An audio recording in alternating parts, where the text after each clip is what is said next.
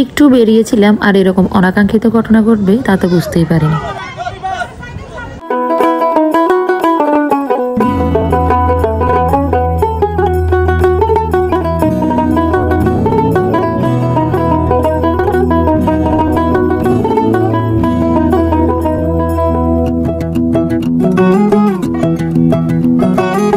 এখন বেরোলে বেশিরভাগ সময় রাস্তাঘাটে এরকম অনাকাঙ্ক্ষিত ঘটনা আমরা প্রায় সব সময় দেখতে পাই। হ্যালো এভরিওয়ান, আসসালামু আলাইকুম সবাইকে। সবাই কেমন আছেন? আমি আলহামদুলিল্লাহ ভালো আছি, আশা করি আপনারাও ভালো আছেন। আজকে ফ্রাইডে উপলক্ষে বাচ্চাদেরকে নিয়ে একটু টুকটাক ঘুরতে বেরিয়ে হয়েছিলাম আমি আর আমার ননদ। এটা খুব একটা শহর অঞ্চলে না, এটা ঠিক গ্রামের সাইডে কিছুটা, কিন্তু গ্রামের সাইডে হলেও একদম জনসংখ্যা অনেক বেশি ছিল, একদম সবাই অনেক ঘোরার জন্য এখানে চলে এসেছিল। যাই হোক, এই প্লেসের কথা আমি অনেকবার শুনেছি, আমি এই প্রথম এখানে এসেছি। এটা আমাদের চৌমনির সাইডে অবস্থিত। এখানে যে সুন্দর একটা পরিবেশ তৈরি হয়েছে এটা আগে ছিল না। যেহেতু আমাদের নোয়াখালীটা বন্যা প্লাবিত এলাকা, তাই এখানে আমরা যে জায়গায় বসেছিলাম এখানে অনেক বেশি পানি ছিল, যেটা বলে বোঝানো যাবে না। যেরকম বন্যায় পানি উঠেছিল ঠিক সেই রকম, কিন্তু এখন একেবারে ফ্রেশ হয়ে গেছে পানিগুলো এবং পানির স্রোতে যেন অনেক ঠান্ডা ঠান্ডা লাগছিল।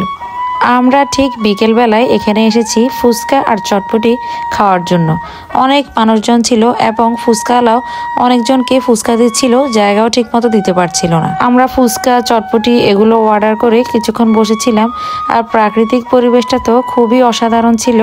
এটা খাল পার হলেও খালের পাশে এত প্রাণী স্রোত সেটা আগে কখনো দেখা হয়নি। দেখা হবেই বা কি করে, যেহেতু অনেক ফেনা ছিল। এখন খাল পরিষ্কার করে ফেনাগুলো দূর করা হয়েছে, তাই পানির সাথে সাথে অনেক বেশি বাতাস আসছিল আর পরিবেশটাও অনেক ঠান্ডা ঠান্ডা ফিল হচ্ছিল। যেহেতু আমরা রোদ কমার পরে এসেছি তাই অনেক বেশি ভালো লাগছিল।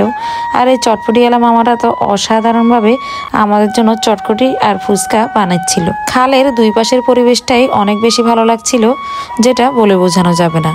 সুন্দর এই মনোরম প্রকৃতি দেখতে দেখতে কিছুক্ষণ পরে আমাদের চটপটি চলে এসেছে। চটপটি অর্ডার করেছিলাম আমরা দুইজন, আর বাকি সবাই ফুচকা খাবে। চটপটিটাও মাশাল্লাহ করে অনেক বেশি মজাদার ছিল, কিন্তু আমার ছেলে একদম ভদ্রতার সাথে বসে আছে, দেখতেই পাচ্ছেন। কিন্তু বাস্তবে তারা এতটাও ভদ্র না, কিন্তু যখনই ভিডিও করতে নিই তখনই ভদ্রতার পরিচয় দেয়। এই তো আমি চটপটিটা টেস্ট করছিলাম, অনেক বেশি মজা ছিল চটপটিটা।